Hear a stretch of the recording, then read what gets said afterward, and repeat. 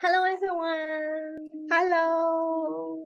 Welcome our guest, Dr. Nicholas. So a brief introduction about you. So he's a music educator and a conductor and a vocologist with a truly impressive background. And about Dr. Nicholas' background, we talked about it quite thoroughly last time and about his Kodály journey. Yeah. So this time we just move forward.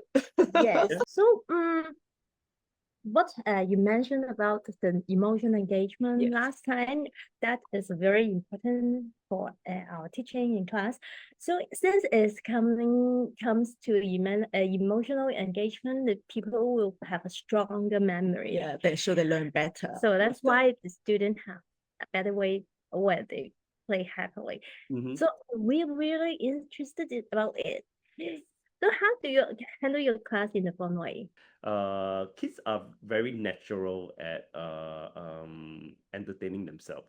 Sometimes, yeah. So like a stick can be a sword and things like that. Especially at the age of 3 onwards, they start to have very symbolic thinking, right? Mm. And so they have a pen can be a sword, a spatula can be like I don't know, Yes, full of imagination. one. Yeah, so it's basically an imagination about what they come across in life, and then it starts to trigger, right?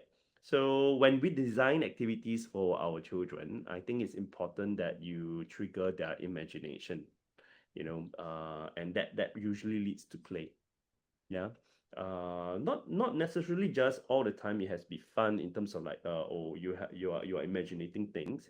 As long I feel also fun for them if they are engaged. Naturally, when they're engaged, they will enjoy it, as a group. So how do you get engaged is, I think, kinesthetically very Mm, important for kids. Kinesthetic engagement. mm, It's kind of like a universal design, but universal design of learning. But you have movement that anchors everything in the class. Yeah. And then you mm. must be very careful about choosing your movements as well. Like it has to fit the music, right? And it has to fit the musical element that you want to focus on. So choosing like movement itself, right? Movement itself, that is a whole category. Like you have the quality of the movement, and you have the orientation of movement. Orientation before meaning in front of me, left, right, up, down. These things need to be practiced. Under, over, side to side, all these are words and actions that the kids need to practice. Orientation, right? And in terms of quality, we need to choose suitable actions for little children. I usually, if you go by the Laban 8 efforts, if you heard of Laban, yeah, they have 8 efforts. Hungarian dancer, right? I think he ended up in America, and then he tried to notate down movement. So he came down to break down movement into 4 qualities, three of which are very useful. The weight, that means it's weight, of light when there's no muscular activity, the direct, the indirect, right? And the speed of the movement, quick or sustained, right? Yeah, so usually for children, we choose quick, strong, and direct, because that's Mm, the one that they can understand the best, right? mm. And you do it if you're working on a steady beat, which is usually what we are working on for little kids. Steady beat. Always. You always steady beat. Always do this quality of actions on the downbeat, right? On the Mhm. beats. Yeah. Yeah, of course, sometimes you are working on rhythms and go bingo. That's fine. As long as it's clear.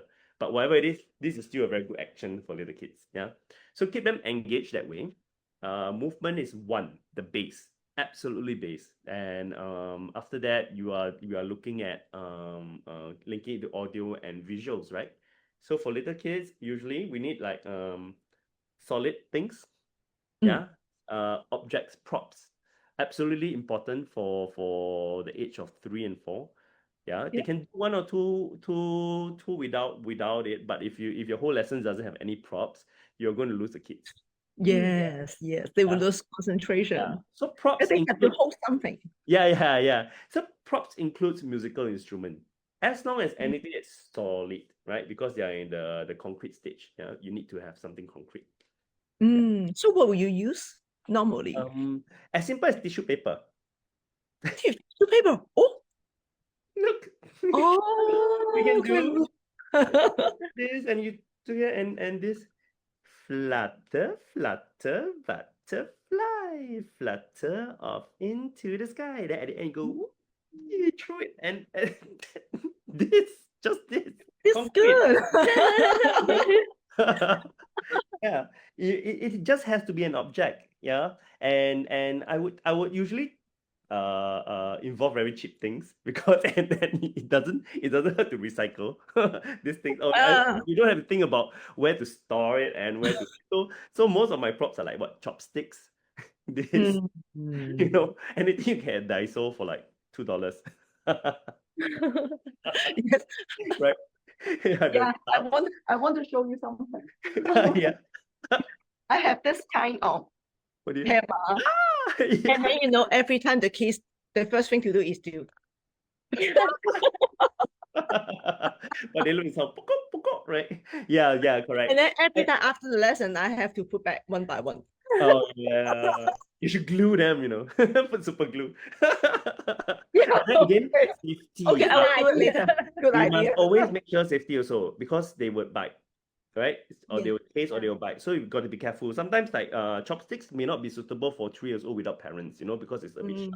Unless I Yeah. get a bit of a thicker ones and yeah. So you got to ensure that safety is there, physical safety, the oral safety, make sure they do not choke on it, yeah, all these things. So choose objects that you can use. Oh, the other thing about the tissue, I can sing the snow songs, and then I start tearing, and then I throw, and they start tearing and throwing and throwing and throwing. Usually I do that at the end because I have to sweep the floor. So, but they love tearing it, right? I mean, you think about you as a kid, you love doing that.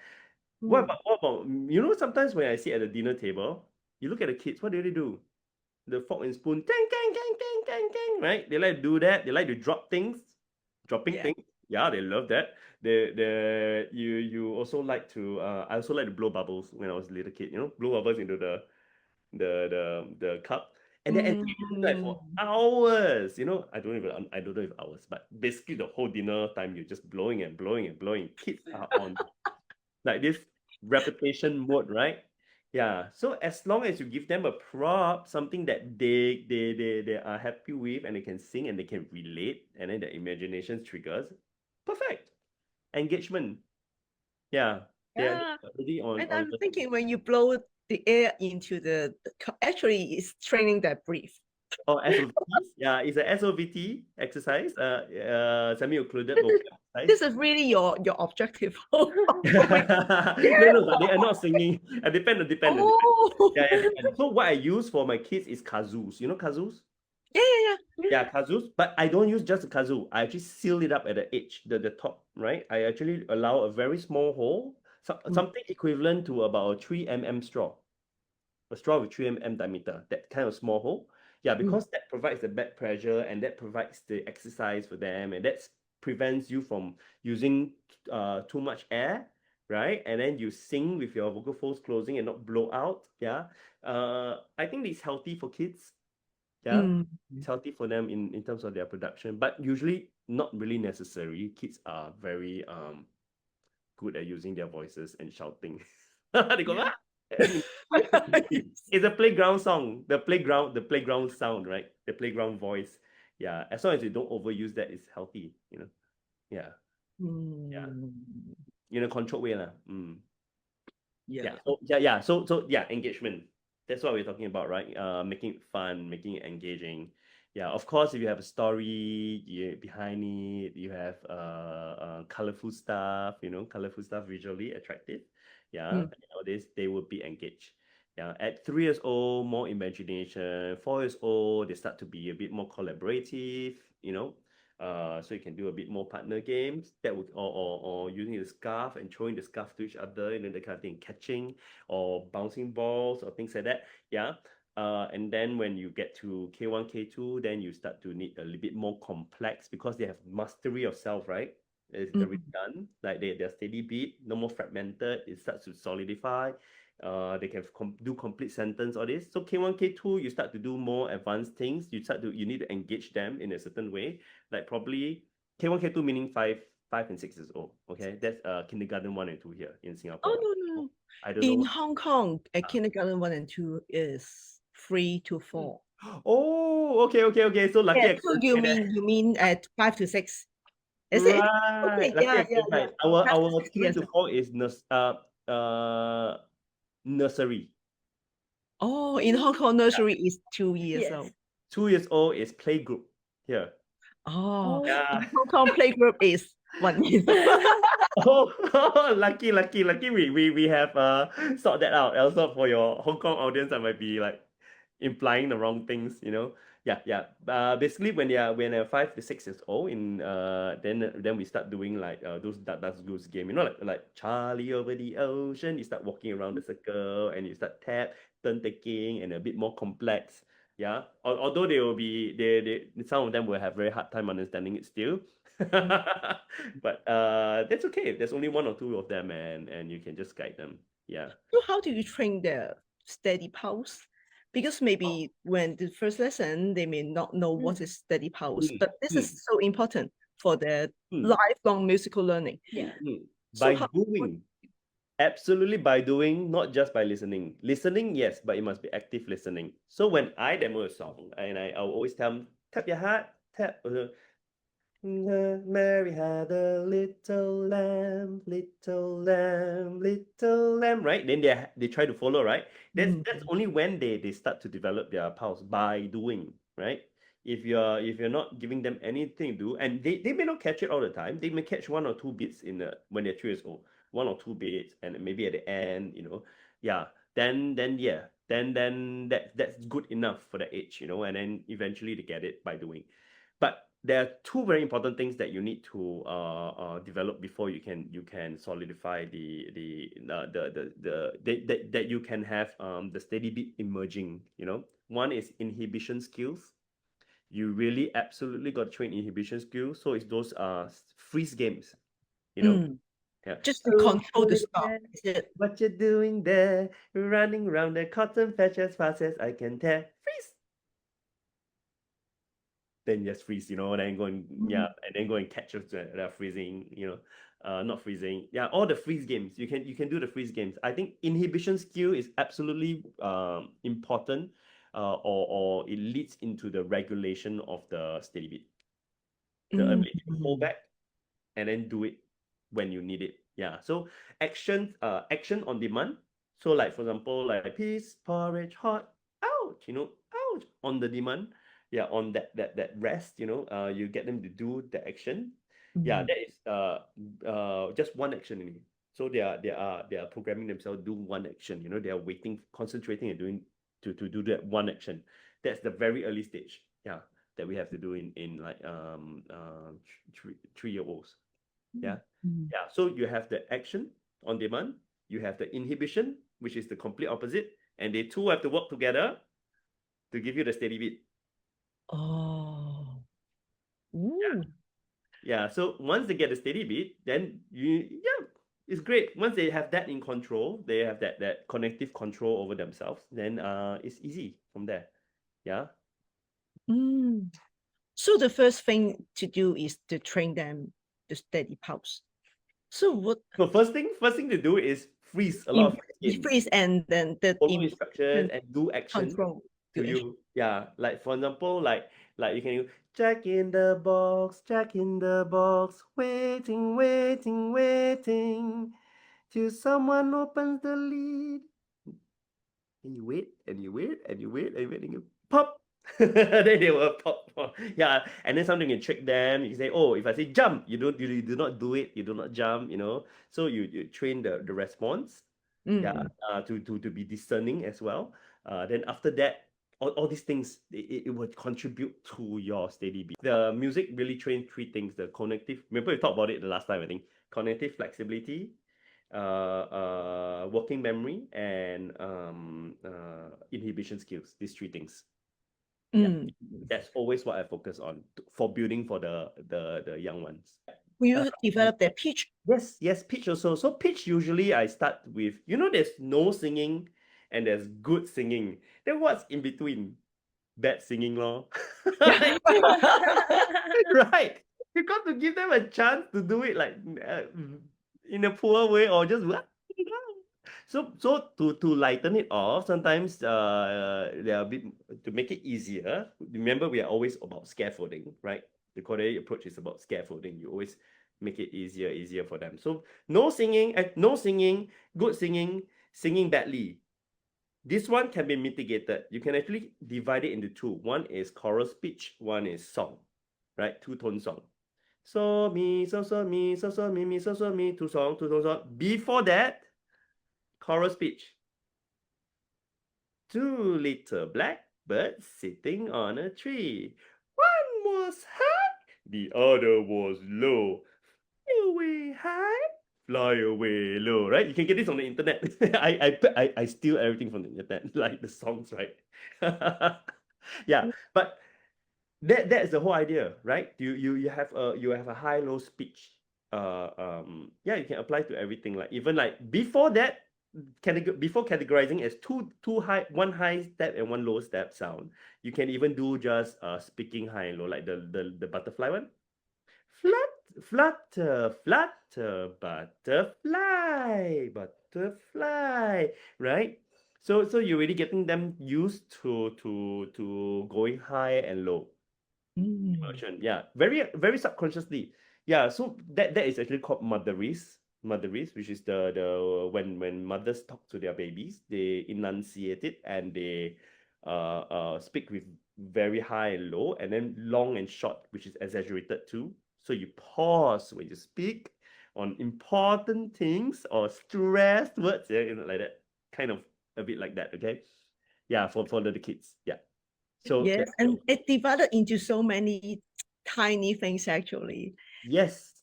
Yeah, Yes. before Scaffolding absolutely required. Yeah, one thing leads to the next. yes, this is why I like the Kodály system, because this breaks things into so many tiny things, and then I will know where the student is. Yes. So that They don't know high, low, and then how they know. So me. yeah, if they can't speak high, they can't speak low, they can't respond to high or lows, then yeah, first is always listening, right? And responding. Active listening, responding. Like for example, if I play the high note, you jump, or I sing pop, then you jump, or I say pop, don't jump, Yeah. Pop, they don't jump. Yeah. So they're already listening to high and low. It can be the same words. You get what I mean? So there's already training, active listening. There's always listening. Then performing it, which is the jump, right? Jump and acting towards it. Then after that, you can have melodic contour somehow, like the high and the low, right? Yeah. And things like that. So everything builds lah. You just know that you have a lot of tools. You have the kinesthetic tool, you have the audio tool, the visual tools, right? And you just got to slowly build onto it from where they can do it, where they get it, then you move on slowly. Yeah, doesn't mean you cannot do things that are advanced and you got to keep the whole class to just speaking. Yeah, it's only one sound that you need to match their ability. The rest you can stretch them, right? You can do other things. They like language itself, right? Like if you think about music as a language, then we do not just talk baby talk to our kids, right? I never go like mum, uh you have to speak the language for them to pick it up, right? And their brain kind of like absorbs it, right? So the same idea is that the immersion is important too. Yeah. So yes, you go down to the level to try to give them the skills, work on the skills, the cognitive skill, the psychomotor skills, right? The touch, the nuance and the gross motor, right? Yeah, and then so yeah, then you try to give them skills by going down to work on them. But there's also equally important is the immersion of what's to come in the next few lessons or the whole year, or the next year. What are you going? What I want you to grow into? I need to give that experience and an opportunity for you to immerse. in it. Mhm. Right? Yeah, and sometimes the kids are amazing. Yeah, correct. When they sometimes maybe it's too difficult for the kids, but sometimes they can do it. Yeah. Amazing. And And we really don't know how the brain absorbs what they're listening to. We also don't know, but at the end of the day, it just goes in somehow. The musicality. Yeah. Yeah, so I just think don't think about whether the student can do or not. Just try.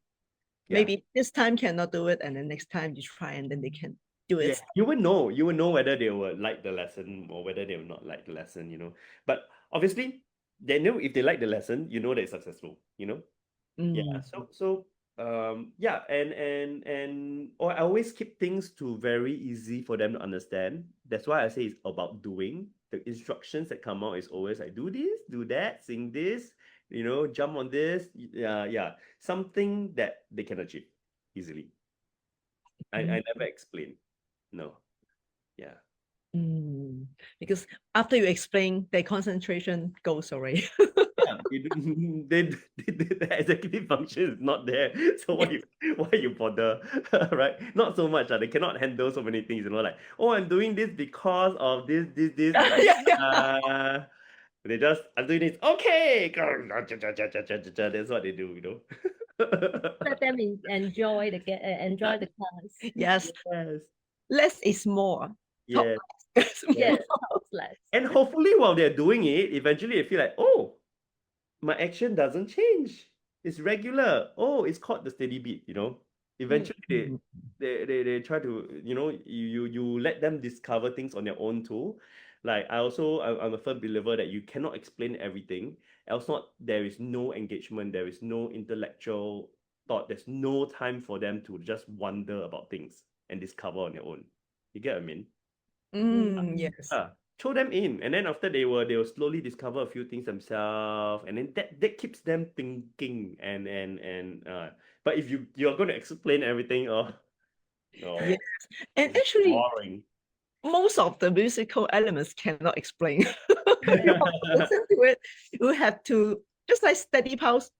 Yeah. How can you explain what's a steady pulse? Yes, but you can draw the qualities though. You can actually tell them, does it go faster? Does it go slower? Does it change in between?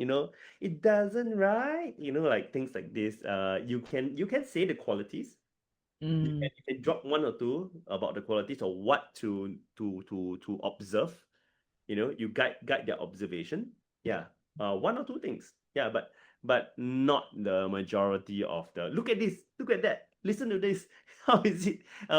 Is it fast, is slow? Wow, if they're always thinking and thinking and thinking and having to analyze, that's not kids. That they just give up. It's just cognitively too big a load for the kid. Yeah, they just want to have fun, at the same time learn eventually. They just okay, yeah, it doesn't change. Yeah, yeah, that's what you want it to be for the kids. Yeah. So can you suggest something like warm-up games once they comes to the lesson? Warm up games. You want to, yeah, Oh, warm in up terms of for the their choir, voice, maybe. are we talking about choir or are we talking about musical? Maybe Yes, choir. let's But I remember when I was a kid in the choir session, the teacher of it bum bum bum every Yeah. time. and that's Yeah. flat, Yeah. higher, flat, higher. Yeah, actually, I really don't like those. But Me sometimes too. you do it. Sometimes you do it because you want to work on certain thing on the voice, like the you. You want to optimize the tongue movement for kids. Make it more economical. Yeah, sure, and then make it more flexible. Things like that. But of course, you work on those. Like SOVTs, you can work on those. Yeah. But most of the time, I rather them kill many birds in one stone. So this is actually what I picked up from Dr. Apat from Hungary, and as well as Irini. She's from Greece. Yeah. They are amazing. They came up with something called motifs, where you actually act out or learn motifs. Like um You think about it, you learn a song.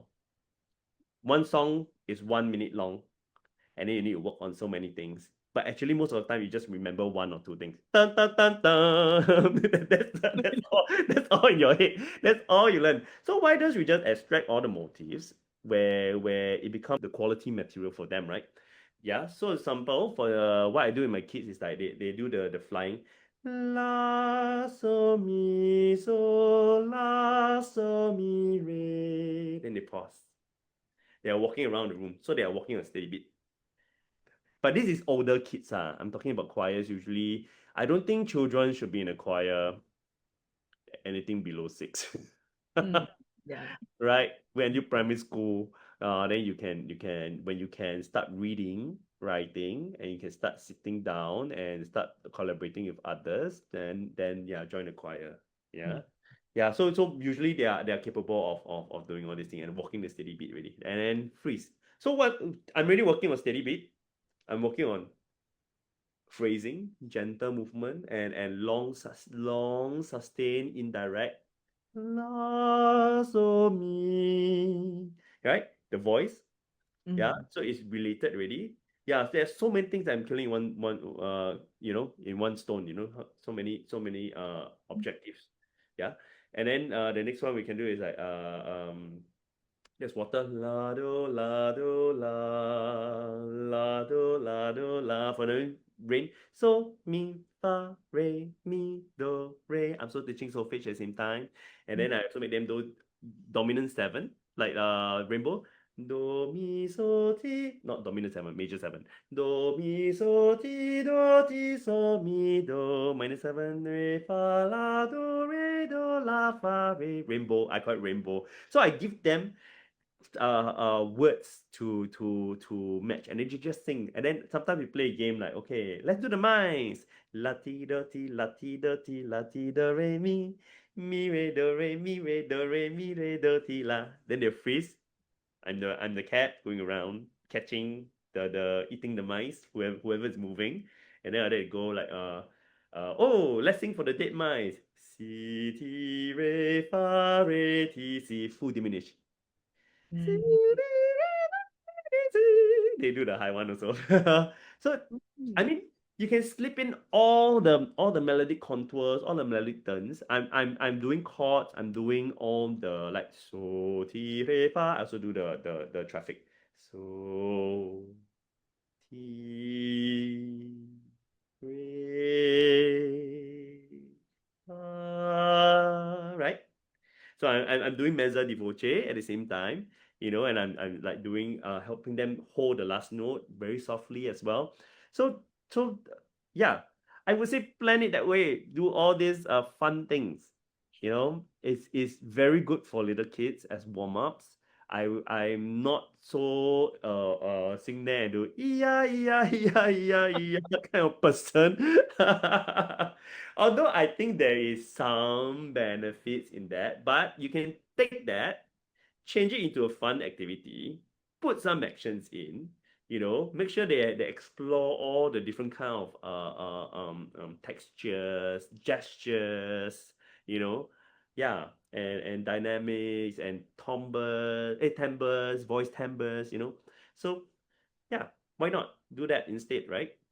Wow, actually, what you teach them is quite complicated. The diminished chord, Yeah, major seven but chord, but but you can do it. they all, even if you teach them to diminish and you tell them that is what you're supposed to sing, they will get it. It's just exposure. They don't even think of it as a diminish. They don't even think of it as something difficult. They don't. You sing, I sing, you sing, I sing, you sing. We sing together, and that's it.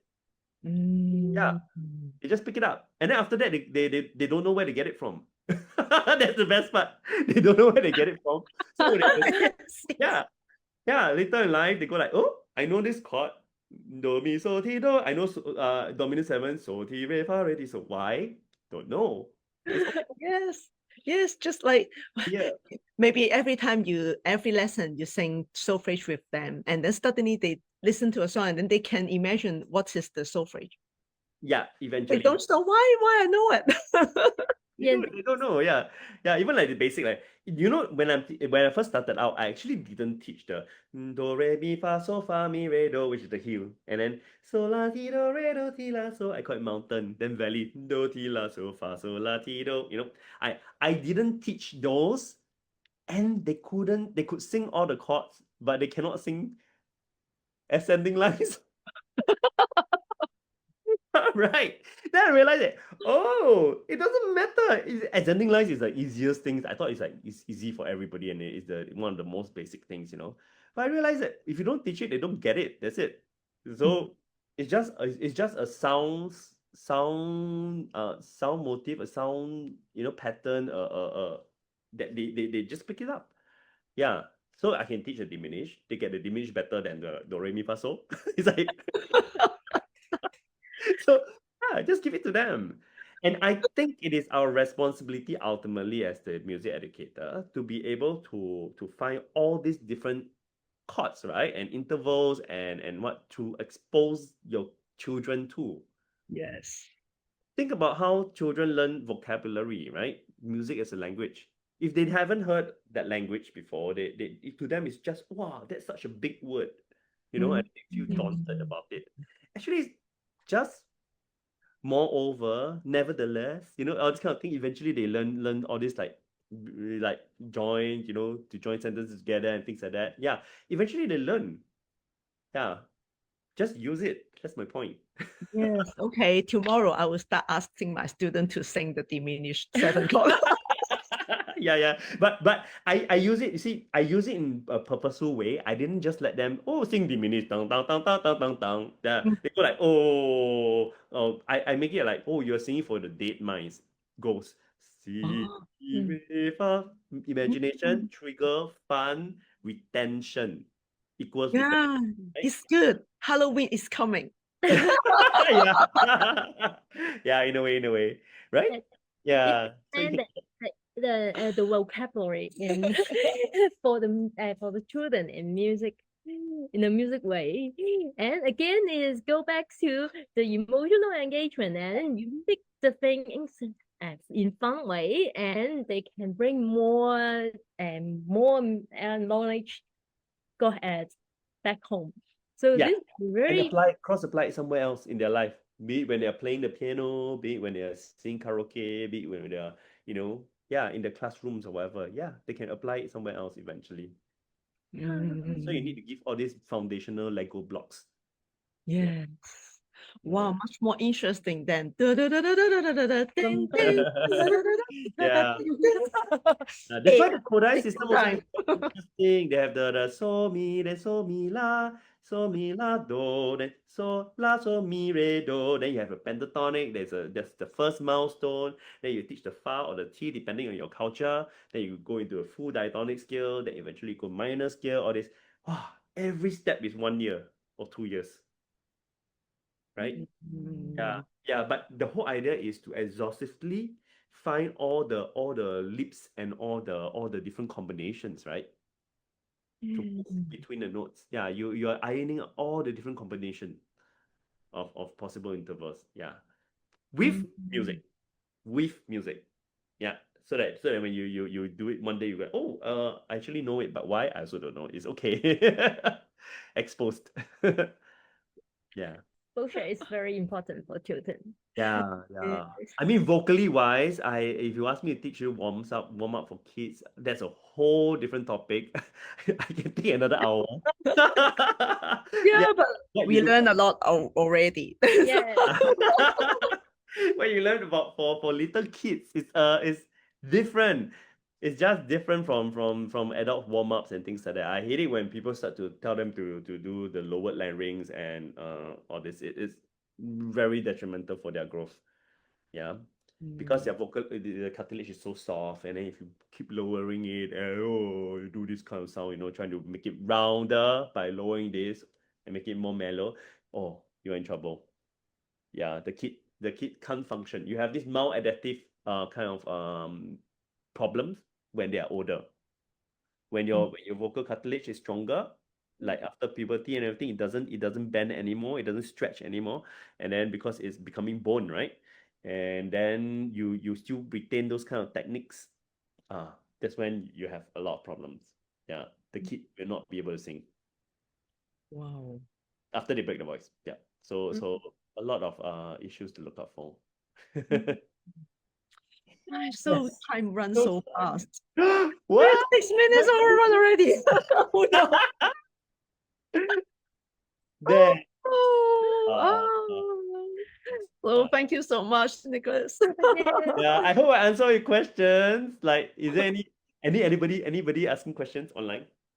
Let me see. Let me see. Wow, they are very concentrated on your knowledge. Given But actually, they have oh Do we have time for any? We have lah. We can do a bit. let me see. Let me see. Yes, yes, yes. Then we have one. We have a question. Hmm. Let me see. Let me see. Let me see.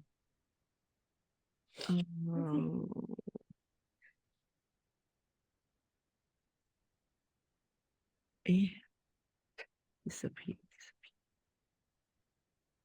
Oh, okay. She said, I hope to see you doing more demonstration. yes. But she know that you don't have a choir here. It is difficult. If I don't have a choir, She wants you to show some useful warm-up tips and fun exercise. Actually, choir, yeah, fun yeah, exercise. good for me. I can fly to Hong Kong. Get me to go to your choirs. I'm happy to do workshops. I'm happy to conduct, any courses if you want. Yeah, I can do it. The questions here is, and any warm-up game for the students who are changing voice? Changing voices are tricky. Okay.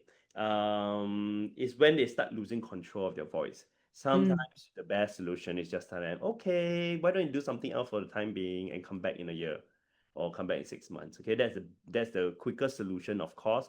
But of course, you want to do something that music related to keep it going, maybe.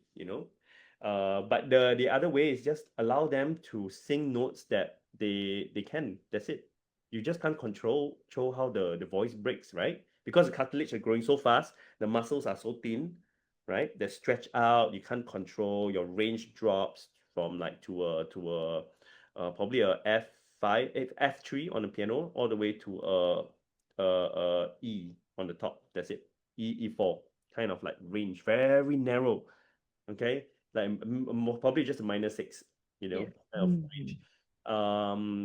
Yeah. Exercises for them, I would actually encourage them to just speak as high as they can and speak as low as they can. I would also encourage them to do a lot of glidings. So do so do, right? Just do a lot of gliding up and down, and then you glide a bit bigger up, bigger down. So gliding on vowels are great for them to figure it out, but you must make sure that everything is sound. Don't no, don't miss the middle part. You got to sing through it. Yeah. The reason why is because there's a TA muscle which is on the vocal folds, and then the CT muscle in front of the larynx. CT muscle pulls, tightens, the pitch go up.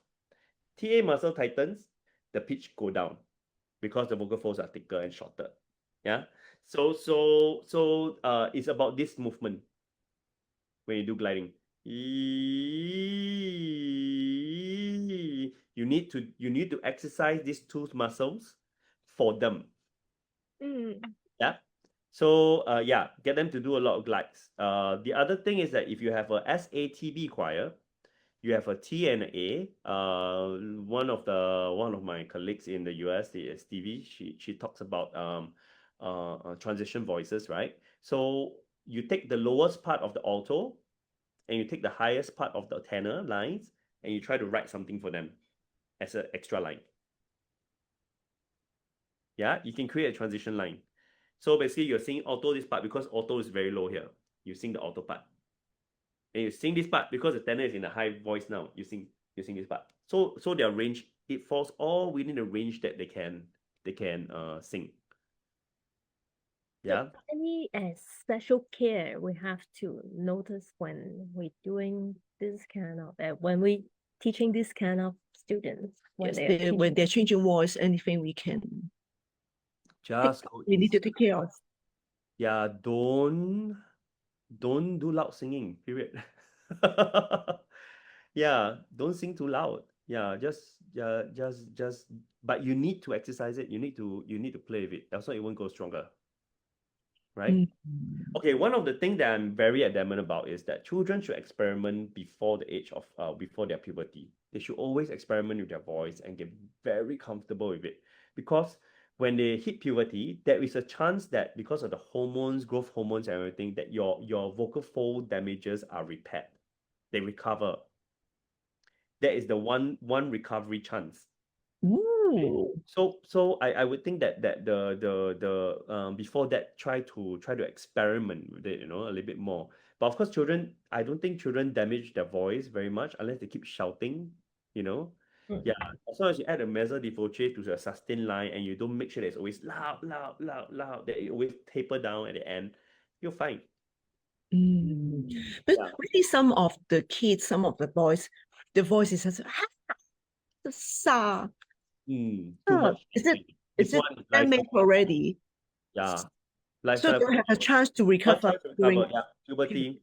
Yeah, puberty. They may recover. So depend on the damage also, right? It depends on the extent of the damage. Yeah, better to go to a vocologist, therapist to go and find out, and then yeah, but there's a chance to recover. Oh. Yeah. But then it depends on whether then your duty when the person that is had that kind of terrible kind of voice when they're younger is to help them manage it, and you start catching their lifestyle. What are they not doing right? Mm. Mm. Yeah, but sometimes it's due to natural causes, and sometimes it's due to the way they are formed. Yeah, there's so many. I can't tell you a generic answer Mm. for this one. Yeah, but always go to a voice specialist, get it checked, and then you have a better solution. And then also the easiest way is to start analyzing how they are with their friends. Do they shout in class? Do they talk too loud? Do they only speak in one pitch, or are they using the whole extent of the voice, the whole range? Like up and downs are good to preserve your voice. Yeah.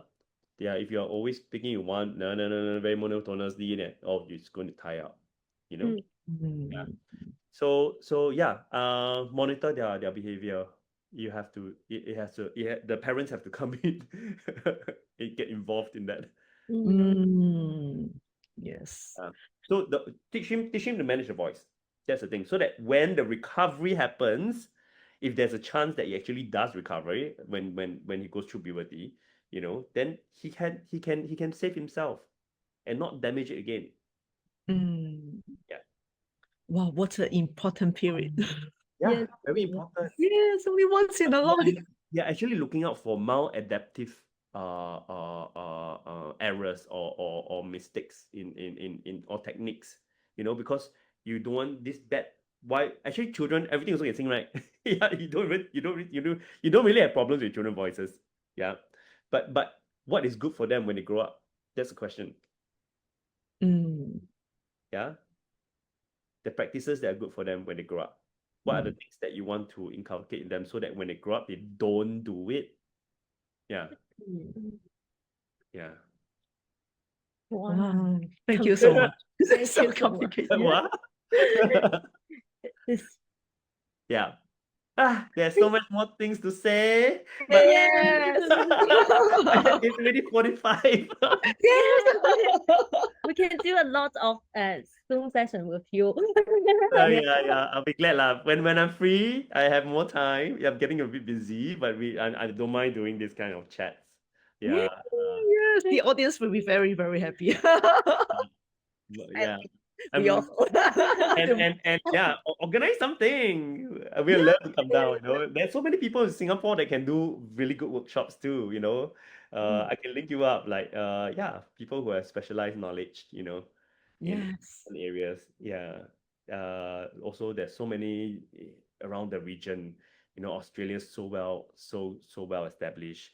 You have KL, that side that is also very, very well established in terms of all this knowledge and expertise. Yeah. So it's picking up. It's picking up. And I think everybody can share something. It'll be great. Yeah. Thank you so Thank you so much much. again. Thank you for having me. It was fun. Yes, we learned a lot really. Oh, I hope. Yeah, I hope. Yeah, hope to see you. Maybe next time you come to Hong Kong or we Yes. organize some Zoom. Yes, Yeah, workshop. I workshop. have never been to Hong Kong. Oh, Yeah. Right, I should go. you should come. Seal up. The 烧肉 and all the food, the Hong Kong food. Char siu. Yes. I have so many good food. Yeah. Thank Okay, you. Okay, okay. thank you so much. Right, So, bye, audience. bye-bye.